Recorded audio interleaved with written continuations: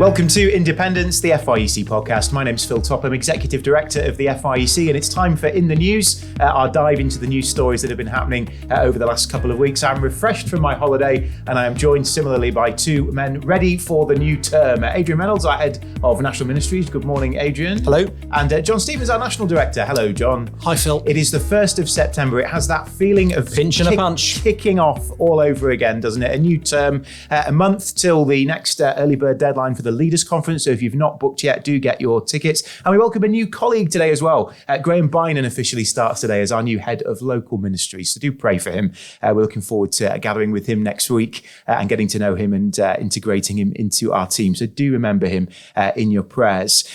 John, tell us where you're going after we've recorded this podcast. It's important, isn't it? Yeah, I'm heading down to Sevenoaks for the Thanksgiving service for Jeremy Marshall. It's important that FIEC is represented there. We have been really grateful for the support of Jeremy, his help to us particularly, his help to the wider evangelical kind of community, his remarkable witness to the gospel in the face of terminal cancer. We talked about that in our last podcast, so you can hear a little bit more. There's a tribute on our website, but we want to give thanks to God for his life. Obviously, we pray for his wife, Jeanette, and family, that they would know the Lord's comfort at this very difficult time. There's a live stream, which by the time this goes out will be too late to watch, but it will be up on YouTube, the service. So we'll put the link still in the notes, and people will be able to watch back the service if they want to. Yeah, many giving thanks for the life of Jeremy, a great servant to the Lord.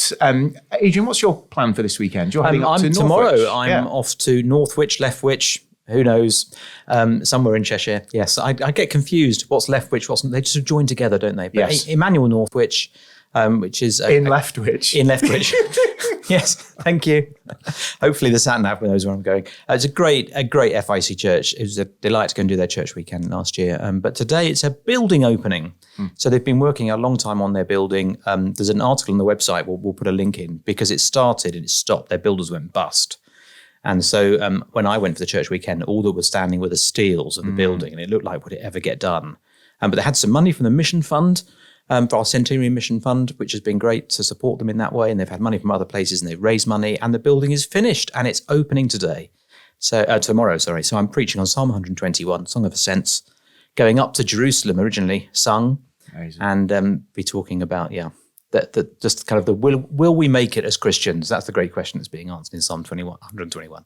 So a great occasion. Really looking forward to that. And that's a great link into our first story, because there's been a lot in the news about buildings, hasn't there? So schools not opening, perhaps across parts of England, because they've been built with bubbly concrete, I think is what I meant. Aerobar concrete, reinforced, autoclaved, aerated concrete. Is that right? RAAC. Do you have an architectural degree alongside everything else? No. But I think that's what it's called. It's called RAD. And between 50s and just about into the 90s, a lot of buildings were built with this material. Including my primary school. So Eldwick was mentioned in the BBC article yesterday, where I went to primary school. So that's one of the buildings that's closing. It only ever had a 30-year life. And the challenge is, of course, that especially if you have roofs and beams, walls not so much, but roofs and beams made of this stuff, they can collapse and the whole building can collapse. It's pretty dangerous, actually. I kicked many a football against a concrete wall at Eldwick Primary 572 schools have this in them. 100 are need work. And so children have gone in and been sent home, essentially, or schools are having to make alternative arrangements. And I guess, I don't know this, but I guess there may be one or two churches that were built 50s to 90s that might have some of the same building material. I don't know. And that's quite an interesting point, isn't it? Because we do have important health and safety responsibilities, especially if we've got church buildings, John. Yeah, absolutely. You've got various liabilities that might go if people come into the buildings and they're dangerous. As you say, buildings might fall into disrepair. There are actually all sorts of issues connected with asbestos in buildings these days. There's problems of buildings with wiring that may not have been renewed. And actually, this is often a problem with churches that are smaller, that have perhaps declined, that over time the building may well not have been looked after as well as it might have been. Christians learn to live with inadequacies of the buildings. They bear with it. They don't recognise how off-putting it is perhaps to others coming in, but there is also this serious risks that might be involved with buildings. The responsibilities now in terms of fire regulations, we need to make sure that we observe those. And of course, actually, if somebody were to be severely injured or even sort of killed in a church building, that would be devastating for the cause of the gospel. There was a sort of a prep school that was fined a very large amount of money this week because of a sort of a collapse of a ceiling. Again, you could imagine the stories if that were in a church situation. So we have to take our responsibilities, if we have buildings, seriously, to make sure that we comply with the law, that we observe all the appropriate health and safety kind of rules. That's for the benefit of everyone. I think I want to move that on, though, John. I'm not quite with you there, because I don't think we apply these rules because we want to fulfil legal obligations. I think fundamentally we do it because we want to love our neighbour. And it's a biblical mandate as well. Well, it's interesting, isn't it? In Deuteronomy 22, if you build a new house, you have to put a parapet around it, which is not a kind of Prince Charles architectural, make it look nice. It's to protect people who go up on the roofs so they don't fall off. King Charles. Yeah, that's the one. Yeah. So I just think that there's a lot of bad press given to health and safety, and but actually, at its best, it is a biblical principle. And I think there's a certain segment of society who grumbles at health and safety, and we've just got to fight against that and say, actually, looking out for people, making sure our buildings are not just kind of beautiful, if that's the case, or fit for purpose in terms of what we want to do in them, but actually are safe places. To me, that almost becomes a gospel imperative. So I think you're right. Of course, it does fulfill legal obligations, and building regs and all those sorts of things are really helpful, working out what's safe and what's not. But I just think it's a fundamental Christian duty, frankly. Mm-hmm. And it's not the only building story that's been in the news. Did you pick up about Marks and Spencer's? Can we do Marks and Spencer's? You really want to talk about this, don't you? FIEC's favourite retailer.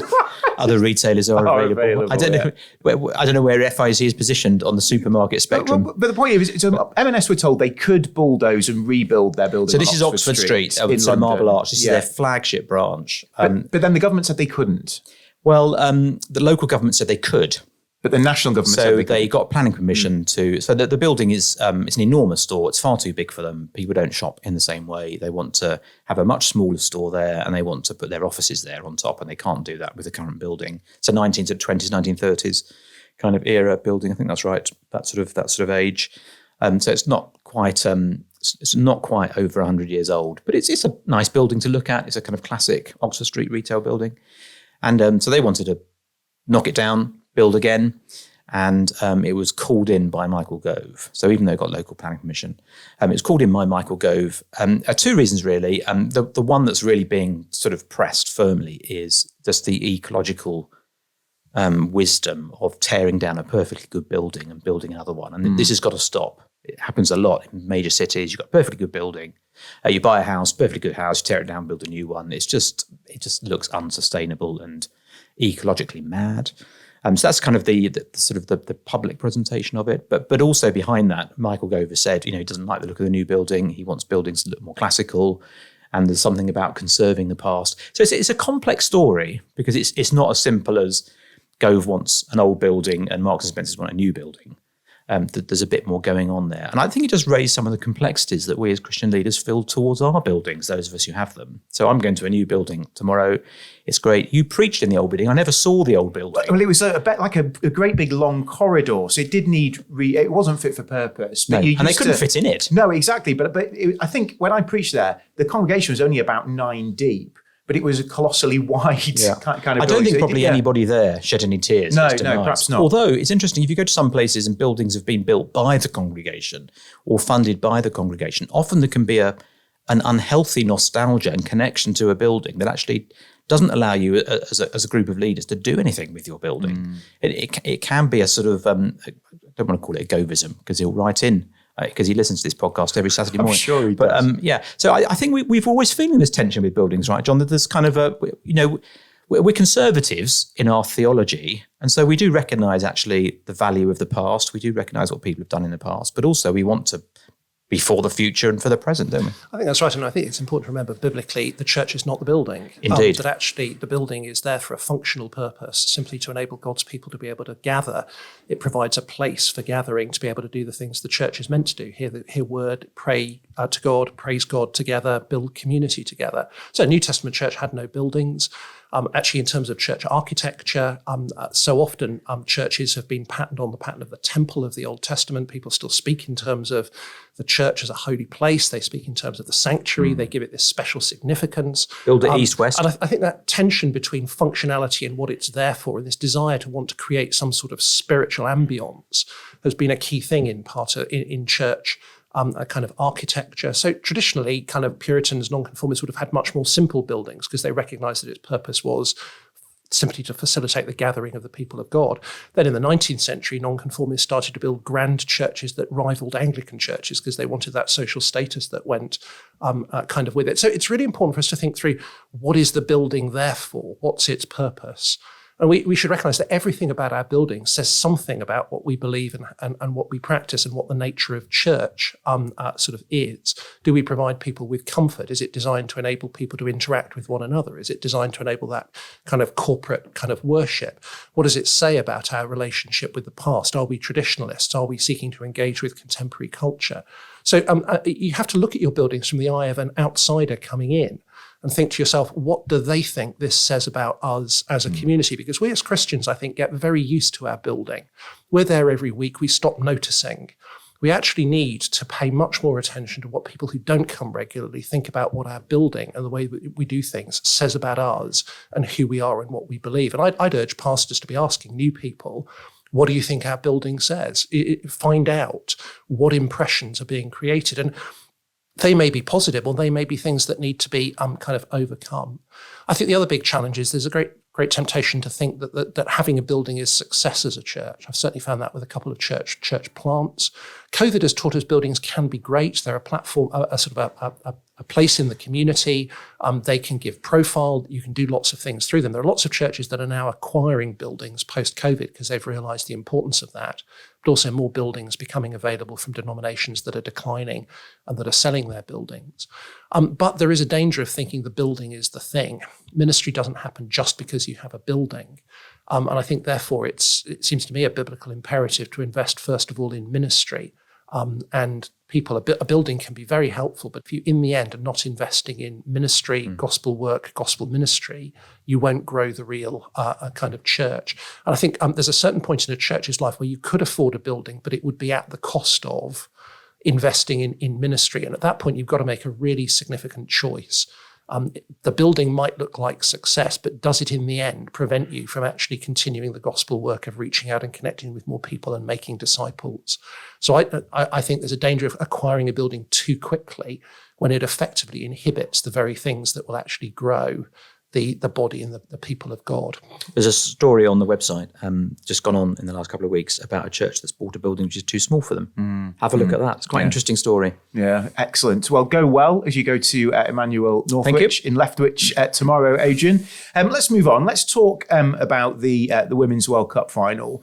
And unfortunately, we're not talking about Spain's victory. No, I predicted a 4-0. I don't know if you heard this. I predicted a 4-0 win for England. Well, unfortunately, that didn't quite happen. So Spain won 1-0. Congratulations to them. But unfortunately for the Spanish women's team, that's not what the story's been since the World Cup final. So, of course, it centres around Luis Rubiales, who is the Spanish Football Federation president, who kissed the Spanish striker Jenny Hermoso after Spain's victory. And not only that... He embraced and kissed many of the players. Yeah, kissed her on the lips. But also very publicly grabbed a part of his anatomy that he ought not to have done in celebrating the victory. All in all, it was just... While standing next to a child. None. We can all agree it's not good. It doesn't look good. It shows there's misogyny in football, even in women's football, where there shouldn't be. Some have called it Spain's Me Too movement. There's been no apology. There's been no contrition. In fact, Rubiales has doubled down.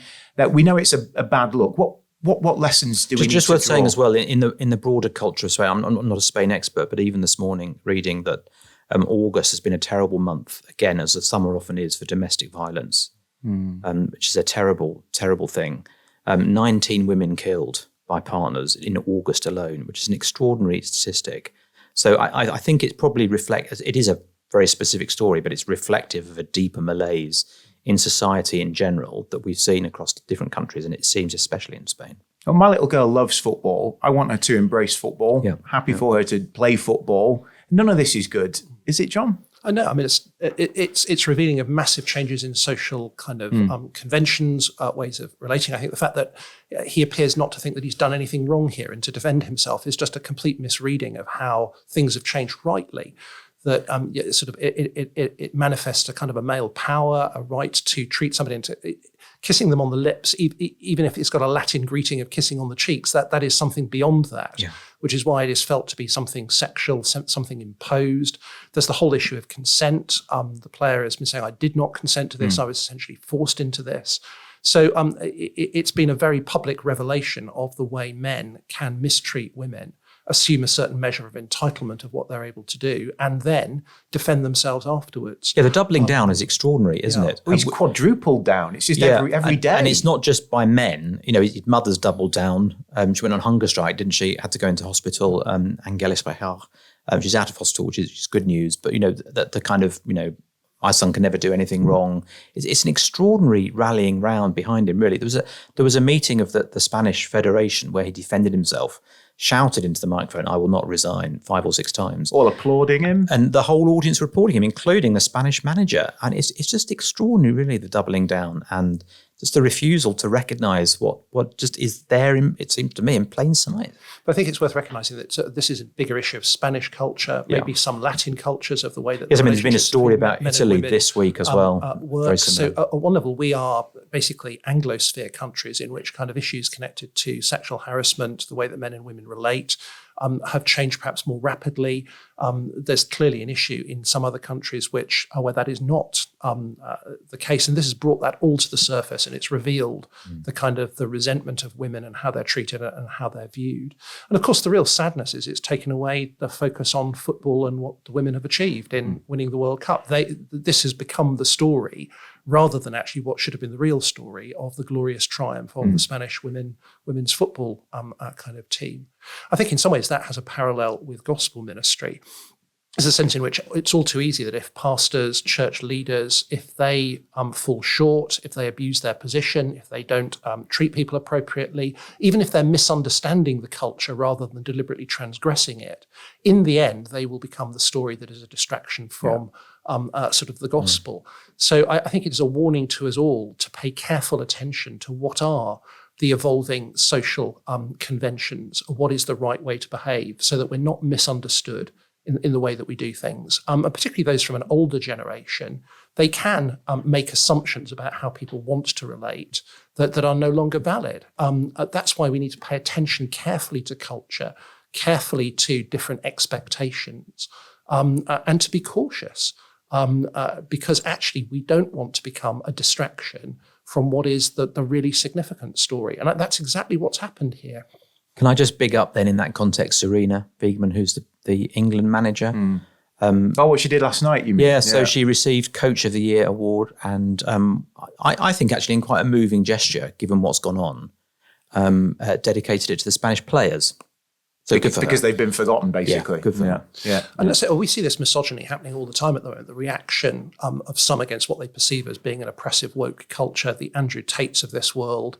You know, that is very common now amongst a whole younger generation of men, and it's deeply disturbing that it is. It's bound up with pornography, which teaches men to treat women in a particular way. As Christians, we must be concerned about that.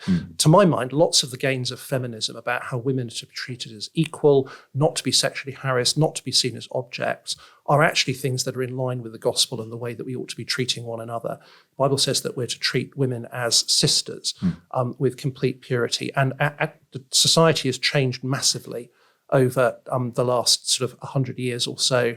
I've been listening to Jean Twenge's book on generations, the difference in the experience of women in the silent generation, in the boomer generation. The position of women has been radically changed in a good and a right way. I'm similarly reading Dominic Sandbrook's History of Britain from 1956 to kind of the present. And I think as Christians, we need to recognise those changes needed to be made. And they're right and they're good. It is. We ought to just say it, having commented on Latin culture in those ways, that I think although the sort of Northern European countries have made more progress, we haven't made all the progress that needs to be made. Indeed. Yeah. And in fact, I think it was Emma Hayes, the Chelsea manager, was saying that the same thing in relation to women's football. So we must take care. let's not be proud about it. Well, let's close this section by saying congratulations to the women's team for winning the World Cup in Spain. Well done to them. Glad that the England team carried on that dutiful tradition of not quite doing it. Yeah. There we are. Maybe next time. Maybe next time. Let's move in to talk about a story that was on the front page of the Times earlier this week. So this was a story whereby 5,000 clergy in the Church of England were emailed a questionnaire by the Times newspaper. I think about sort of 1,400 or so responded to that, and the results of which were published on Tuesday this week. Just some headlines. From those who responded, it's worth just making that clear. For those who responded, just 24% say Britain is a Christian country. 64% say Britain is a Christian country historically, but not currently. But the big, of course, headlines were about sexuality. This polling showed there was a huge number of clergy in favour of abandoning biblical sexual ethics. So embracing same-sex marriage, blessings for same-sex couples, cohabiting, even relaxing sort of what the Bible says about sex before marriage, all these kind of things that the clergy would throw out the window according to this survey. So there's been some questions about methodology, which we might come on to. Thoughts, reactions? Just as a precursor to all of that, if you want a longer conversation about what's going on in the Anglican Church, there's a previous podcast we did just at the beginning of the summer with Lee Gatiss. Worth listening to. And I think that will give a much fairer view of how evangelicals sit within the Church of England. So we don't need to comment on that again, but that's the place to go and look. And we're, of course, looking in from the outside. So we just want to set it all in that context. Yeah, I mean, I don't think the results are particularly surprising. At one level, it's been They didn't ask, is the Pope a Catholic? I noticed. But some Anglicans are saying they are a surprise.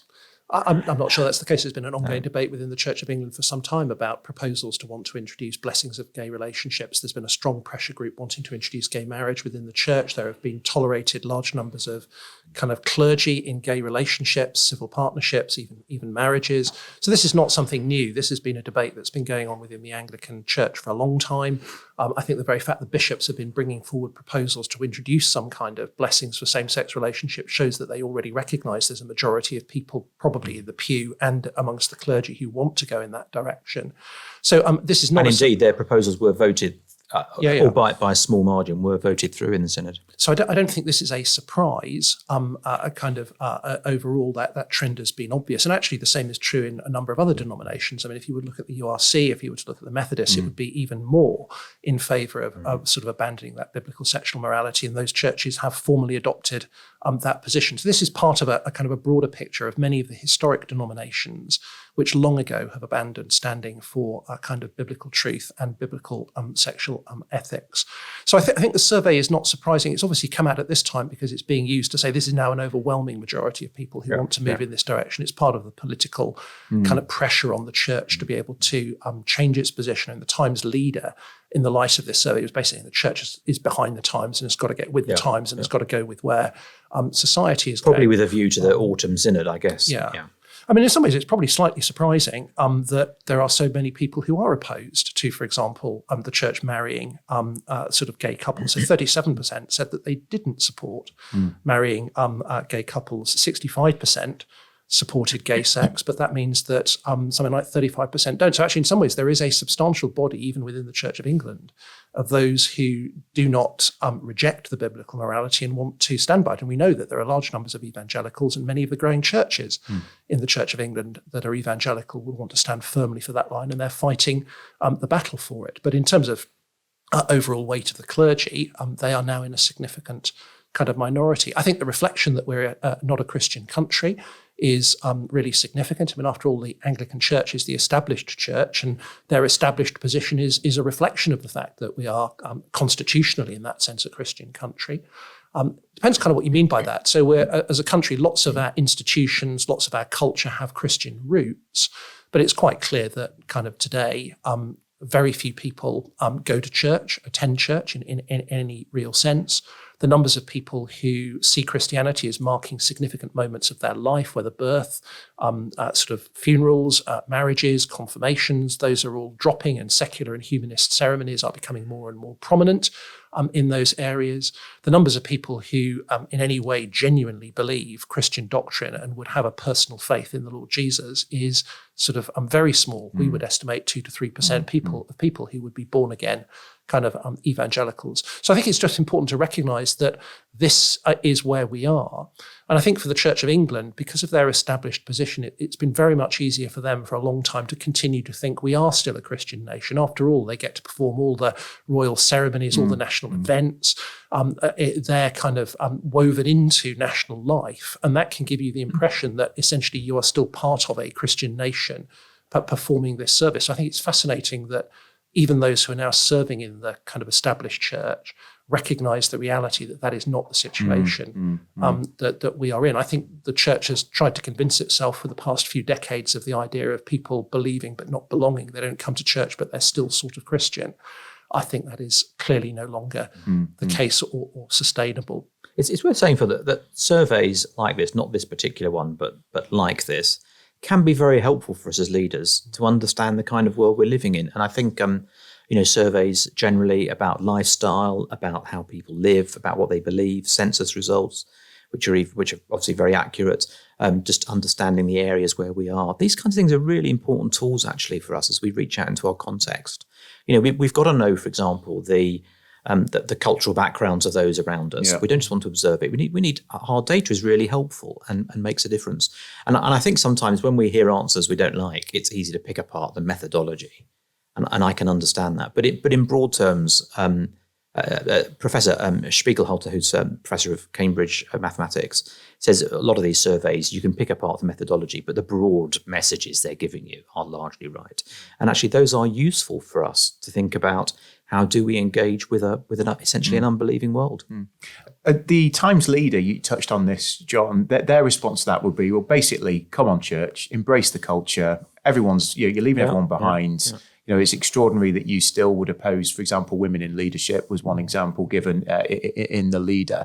Let's just push back on that because we don't agree with that. Well, they published a year before an article about the applying the R factor methodology. Oh, of course, yeah, with the COVID church groups, the rate of growth, and the only, it was very striking, the only church groups that were growing were FIEC, Free Church of Scotland, New Frontiers, and actually, I think probably if you'd done the analysis and you split the Church of England up, you would have seen the Evangelical Church. That's also true there.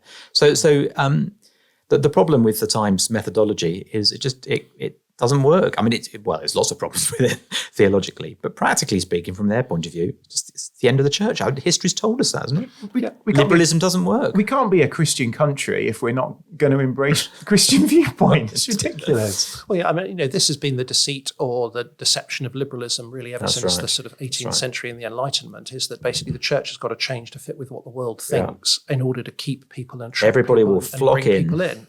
And that has not been successful. And over time, people, when they discover the church doesn't believe what it's supposed to believe, end up concluding, well, why do I need to bother with it? I might as well just go and do these things in the secular world. I give my energies to kind of politics, social work within the wider community. If that's all the church is there for, then why do I need to bother with church in order to do these things?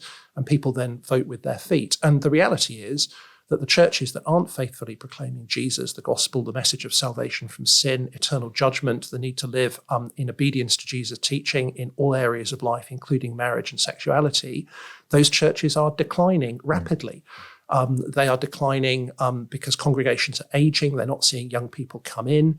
So I think it's utterly naive to think that if the church changes its position on those things, that suddenly a whole load of people are going to flock back to church, that as if the real reason they're not going to church is because of the church's view on kind of women in leadership or gay marriage or whatever. Why do you think the Times thinks that? Because I totally agree with you. Why do you think that is a common sort of pitch from secular culture? Well, I think secular culture doesn't understand the gospel anyway. They don't understand why people are committed Christians. They don't understand what Christianity is. Perhaps they even feels threatened by it. Essentially, they bought into the liberal narrative, and that's where they think the whole of culture needs to go. But the reality is the churches that are growing and that are seeing significant growth are those that are faithfully proclaiming Jesus and are seeing people come to personal faith and conversion in him and desire to be disciples who live for him. And that's the reality we're seeing in our context, two things going on at the same time. The very rapid decline of mainstream denominations and cultural folk Christianity. And this survey basically tells us everything is going to get worse. This tells us where we are. Which is the conclusion you would have come before the survey, isn't it? Indeed. But there's nothing here that suggests there's going to be any way forward. In fact, actually, the Anglican clergy have no hope of the kind of decline being restrained. The majority don't think that can be kind of stopped. Yet at the same time, faithful evangelical churches of all kinds, whether in denominations or outside of them, are seeing kind of growth. The biggest and largest and most sort of significant churches in terms of numbers within the Church of England are all evangelical churches that are preaching the gospel. So that the big picture is that cultural Christianity is in massive decline. Faithful evangelical Christianity is seeing slow, steady kind of growth, and we're living with both of those things at the same time. We're in our centenary year, Phil, FIEC. Relatively young movement in English history, but 100 years, and God has kept us faithful to the gospel. I think it's just worth always, in this centenary year especially, pausing and giving great thanks to God for that, for keeping, we haven't kept ourselves faithful. He's kept us faithful to the gospel, and that's great news. And that is a great place to finish. Time has beaten us, brothers. Thanks so much for joining us. This has been Independence, the FIEC podcast. Do rate, leave a review so others can find it, and we'll look forward to speaking to you again soon. Thanks, John. Thanks, Adrian. Go well this weekend. Thank you.